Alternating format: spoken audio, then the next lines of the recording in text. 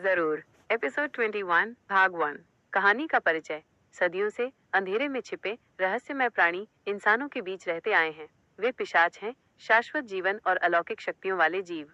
लेकिन उनकी प्यास, खून की प्यास, उन्हें शाश्वत संघर्ष में उलझा देती है। रुद्र, एक प्राचीन और शक्तिशाली पिशाच, इसी संघर्ष का प्रतीक है। वह एक तरफ अपनी प्यास से लड़ता है, तो दूसरी तरफ इंसानों के साथ एक शांतिपूर्ण सह अस्तित्व स्थापित करने की कोशिश करता है। लेकिन क्या यह संभव है? क्या रुद्र अपनी आंतरिक राक्षसों पर काबू पा सकेगा या वो अंधेरे में खो जाएगा? सस्पेंस परिचय। लेकिन रुद्र नहीं जानता था कि वो अकेला नहीं था। कुछ और भी था जो अंधेरे में छिपा हुआ था। एक प्राचीन बुराई जो सदियों से सो रही थी और अब ये जाग रही थी, और ये रुद्र और इंसानों दोनों के लिए खतरा थी। एपिसोड 21 भाग 1। शून्य क्षेत्र को बचाने के बाद रुद्र, रिया और विक्रम कुछ समय के लिए शांति का आनंद ले रहे थे। शहर में सद्भाव बना हुआ था और आयाम अध्ययन केंद्र में शोध कार्य सुचारू रूप से चल रहा था। चमकता हुआ पत्थर केंद्र में एक शांत ऊर्जा का स्रोत बना हुआ था। एक दिन जब रिया छाया के दिल के साथ अभ्यास कर रही थी, उसने एक अजीब सी प्रतिध्वनि महसूस की। ये प्रतिध्वनि छाया के दिल से ही आ रही थी, लेकिन ये पहले कभी महसूस नहीं हुई थी। ये एक दर्दनाक पुकार थी जो दूर से आ रही थी, जैसे कोई गहरी मुसीबत में हो। रिया ने तुरंत रुद्र को बुलाया। रुद्र, मुझे कुछ अजीब महसूस हो रहा है। छाया के दिल से एक पुकार आ रही है, लेकिन ये बहुत दूर से लग रही है। रुद्र ने छाया के दिल को छुआ और उसे भी वही बेचैनी महसूस हुई। तुम सही कह रही हो रिया, ये किसी ऐसे व्यक्ति की पीड़ा की आवाज है जो छाया जादू से जुड़ा हुआ है, लेकिन ये हमारे आयाम में नहीं है। उन्होंने विक्रम को भी बुलाया और उसे अपनी अनुभूति के बारे में बताया। विक्रम ने अपनी नेक्रोमैंटिक शक्तियों का उपयोग करके उस पुकार के स्रोत का पता लगाने की कोशिश की, लेकिन वो भी ये निर्धारित नहीं कर सका कि ये कहाँ से आ रही है। ऐसा लगता है जैसे ये किसी दूसरे आयाम से आ रहा हो जो छाया जादू से गहराई से जुड़ा हुआ है। विक्रम ने सुझाव दिया। छाया के दिल की प्रतिध्वनि शायद आयामों के बीच एक पुल बना रही है। रुद्र और रिया जानते थे कि उन्हें इस पुकार को अनदेखा नहीं करना चाहिए। अगर कोई छाया जादूगर मुसीबत में था तो उन्हें उसकी मदद करनी होगी। उन्होंने एलिजा से संपर्क किया और उसे छाया के दिल की प्रतिध्वनि के बारे में बताया। एलिजा ने उनकी बात ध्यान से सुनी और चिंतित हो गई। यह अंधेरी छाया का आयाम हो सकता है, एलिजा ने कहा। यह एक खतरनाक जगह है जहां छाया जादू भ्रष्ट हो गया है और अंधेरी शक्तियों का शासन है। अगर छाया के दिल से पुकार वहां से आ रही है तो वो व्यक्ति गंभीर खतरे में होगा। एलिजा ने उन्हें चेतावनी दी कि अंधेरी छाया के आयाम में प्रवेश करना बहुत जोखिम भरा हो सकता है। वहां की छायाएं जीवित और दुर्भावनापूर्ण हो सकती हैं और अंधेरी शक्तियां बाहरी लोगों के प्रति शत्रुतापूर्ण हो सकती हैं। लेकिन रुद्र और रिया का मन बन चुका था। वे उस अनजान छाया जादूगर की मदद करने के लिए दृढ़ थे। उन्होंने अंधेरी छाया के आयाम की यात्रा की तैयारी शुरू कर दी। एलिजा ने उन्हें कुछ विशेष सुरक्षात्मक मंत्र और तावीज दिए जो उन्हें अंधेरी छायाओं से बचाने में मदद कर सकते थे। रिया ने छाया के दिल को और मजबूत किया ताकि वो उस आयाम की अंधेरी ऊर्जा का मुकाबला कर सके। जब वे तैयार हो गए तो उन्होंने छाया के दिल पर ध्यान केंद्रित किया, उसकी प्रतिध्वनि का पीछा करते हुए। धीरे धीरे उनके चारों ओर की वास्तविकता धुंधली होने लगी और उन्हें ऐसा लगने लगा जैसे वे एक अंधेरी सुरंग से गुजर रहे हों। सुरंग का अंत एक भयानक नई जगह पर हुआ, अंधेरी छाया का आयाम। ये जगह पूरी तरह से अंधेरे में डूबी हुई थी, सिवाय कुछ धुंधली भूतिया रोशनी के। छायाएं हर जगह थीं, जीवित और फुसफुसाती हुई लग रही थीं। हवा में निराशा और डर की भारी गंध आ रही थी। यह भयानक है, विक्रम ने फुसफुसाते हुए कहा। हमें उस पुकार को ढूंढना होगा, रुद्र ने सतर्कता से कहा, और हमें सावधान रहना होगा। यहाँ कुछ भी वैसा नहीं है जैसा दिखता है। वे अंधेरी छाया के आयाम में प्रवेश कर गए, अनजान खतरों और उस अनजान छाया जादूगर की तलाश में जिसकी दर्दनाक पुकार उन्हें यहाँ ले आई थी। जरूर। एपिसोड 21 भाग 2।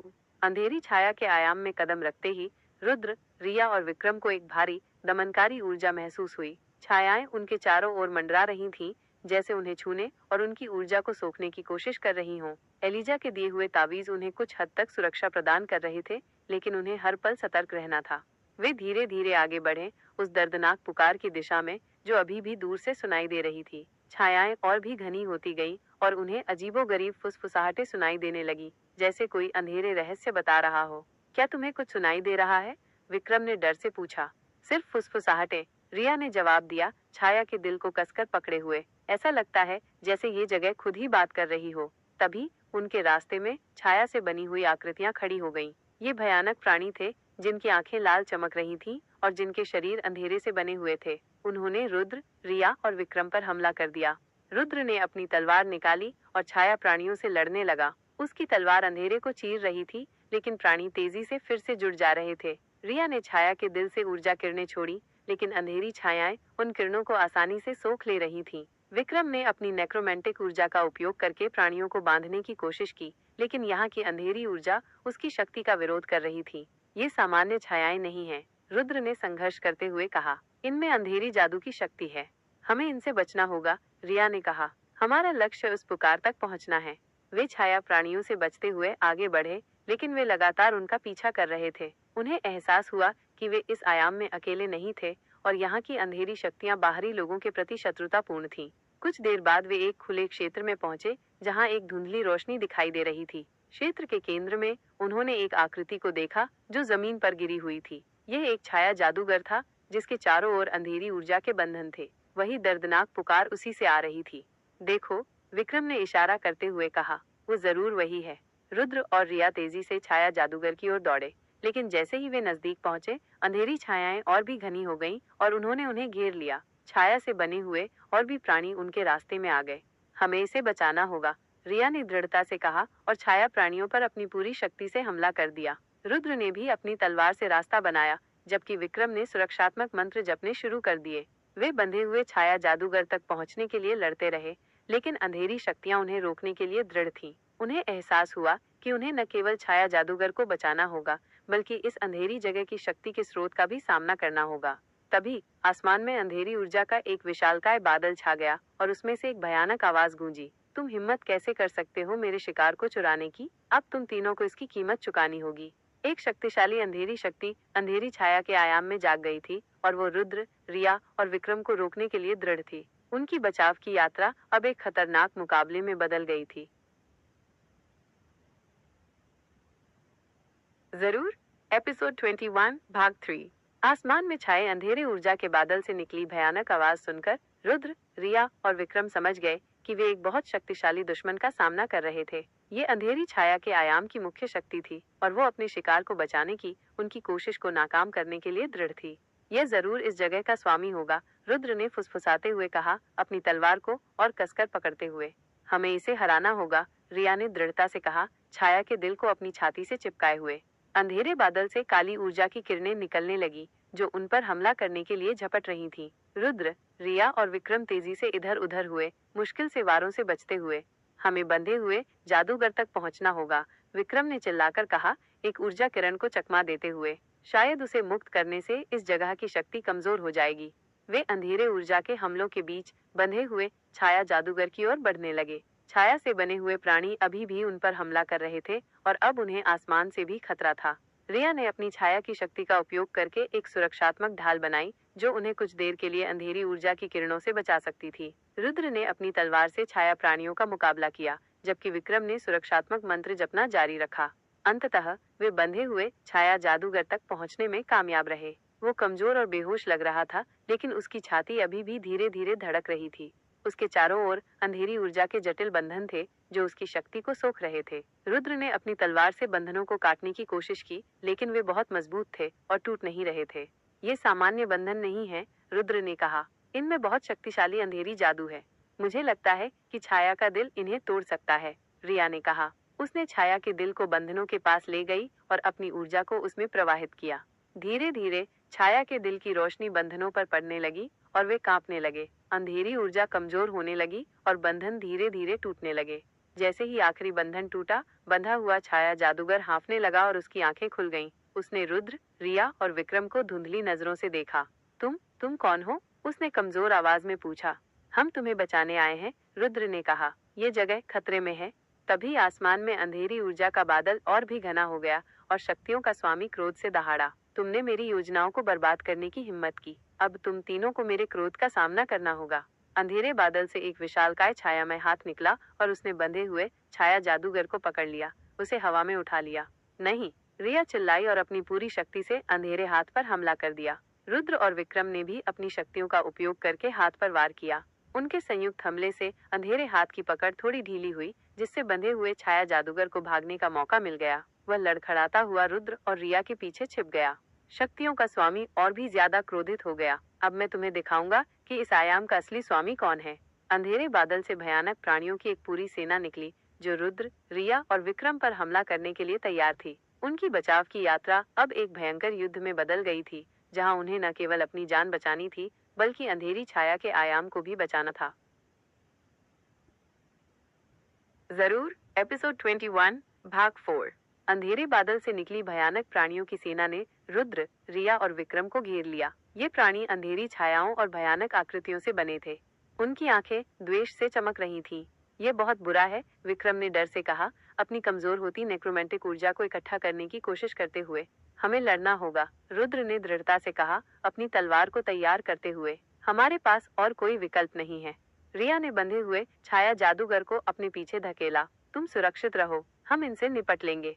रुद्र और रिया एक साथ आगे बढ़े, छाया प्राणियों पर हमला करते हुए। रुद्र की तलवार अंधेरे को चीर रही थी और रिया की छाया ऊर्जा प्राणियों को नष्ट कर रही थी। विक्रम ने सुरक्षात्मक मंत्र जपना जारी रखा, उनके चारों ओर एक कमजोर ढाल बनाने की कोशिश कर रहा था। लेकिन प्राणियों की संख्या बहुत ज्यादा थी और वे लगातार हमला कर रहे थे। रुद्र और रिया को बचाव करने और हमला करने के बीच संतुलन बनाए रखने में मुश्किल हो रही थी। तभी बंधा हुआ छाया जादूगर, जो अब थोड़ा ठीक हो गया था, धीरे धीरे आगे आया। उसकी आंखें अभी भी कमजोर थीं, लेकिन उनमें एक दृढ़ संकल्प दिखाई दे रहा था। मैं तुम्हारी मदद कर सकता हूँ, उसने कमजोर आवाज में कहा। तुम कमजोर हो, रिया ने कहा, तुम्हें आराम करने की जरूरत है। नहीं, छाया जादूगर ने सिर हिलाया। ये प्राणी मेरी छाया से बने हैं, मैं उन्हें नियंत्रित कर सकता हूँ। अपनी आखिरी ताकत इकट्ठा करके छाया जादूगर ने अपनी हाथ उठाई और एक कमजोर मंत्र जपना शुरू कर दिया। उसकी छायाएं, जो पहले निष्क्रिय थीं, हिलने लगी और अंधेरे प्राणियों की ओर मुड़ गईं। छाया जादूगर की छायाएं अंधेरे प्राणियों से लड़ने लगी, उन्हें भ्रमित कर रही थीं और उन्हें धीमा कर रही थीं। इससे रुद्र और रिया को हमला करने का मौका मिल गया। अब, छाया जादूगर ने चिल्लाकर कहा, इनकी शक्ति का स्रोत ऊपर है। अंधेरे बादल में रुद्र और रिया ने ऊपर देखा और देखा कि अंधेरे प्राणियों की शक्ति वास्तव में आसमान में छाए विशालकाय बादल से आ रही थी। हमें उस बादल को नष्ट करना होगा, रुद्र ने कहा। लेकिन ये बहुत ऊपर है, रिया ने कहा, हम वहां तक कैसे पहुंचेंगे? तभी छाया जादूगर ने एक और कमजोर मंत्र जपा। उसकी छायाएं आपस में जुड़ गईं और उन्होंने रुद्र और रिया के लिए एक अस्थायी सीढ़ी बना दी, जो उन्हें ऊपर की ओर ले जा सकती थी। जल्दी करो, छाया जादूगर ने हांफते हुए कहा, मैं इसे ज्यादा देर तक नहीं रख पाऊंगा। रुद्र और रिया बिना किसी हिचकिचाहट के छाया सीढ़ी पर चढ़ने लगे, छाया प्राणियों से लड़ते हुए और ऊपर की ओर बढ़ते हुए। विक्रम नीचे रहकर छाया जादूगर की रक्षा कर रहा था। जब रुद्र और रिया अंधेरे बादल के करीब पहुंचे, तो उन्हें शक्तियों के स्वामी की भयानक उपस्थिति महसूस हुई। वो क्रोध से दहाड़ रहा था, अपनी काली ऊर्जा को उन पर केंद्रित कर रहा था। तुम मुझे नहीं रोक सकते, शक्तियों के स्वामी ने चिल्लाकर कहा। रुद्र और रिया ने एक दूसरे को देखा, उनकी आंखों में दृढ़ संकल्प था। वे जानते थे कि उन्हें इस अंधेरी शक्ति को यहीं रोकना होगा, अंधेरी छाया के आयाम को और खुद को बचाने के लिए। जरूर। एपिसोड 21 भाग 5। छाया सीढ़ी पर चढ़ते हुए रुद्र और रिया अंधेरे बादल के करीब पहुंच गए। शक्तियों का स्वामी, जो उस बादल का केंद्र था, उनके आगमन से और भी ज्यादा क्रोधित हो गया। काली ऊर्जा की भयानक लहरें उनकी ओर बढ़ने लगीं। रुद्र, ध्यान रखना, रिया ने चिल्लाकर कहा, एक ऊर्जा झोंके को चकमा देते हुए। तुम भी रिया, रुद्र ने जवाब दिया, अपनी तलवार को ऊर्जा के हमलों से बचाने के लिए इस्तेमाल करते हुए। जैसे ही वे बादल के करीब पहुंचे, उन्हें शक्तियों के स्वामी का असली रूप दिखाई दिया, एक विशालकाय, निराकार अंधेरी ऊर्जा, जिसकी आंखें जलती हुई लाल अंगारों की तरह चमक रही थीं। तुम छोटे कीड़े, शक्तियों के स्वामी ने भयानक आवाज में कहा, तुम मेरी शक्ति का मुकाबला नहीं कर सकते। उसने अपनी काली ऊर्जा को केंद्रित किया और एक शक्तिशाली हमला किया, जो रुद्र और रिया को नीचे गिराने के लिए काफी था। लेकिन रिया ने अपनी छाया की शक्ति का उपयोग करके एक सुरक्षात्मक ढाल बनाई, जिसने उन्हें कुछ हद तक बचाया। हमें इसके केंद्र तक पहुंचना होगा, रुद्र ने कहा, वही इसकी असली शक्ति है।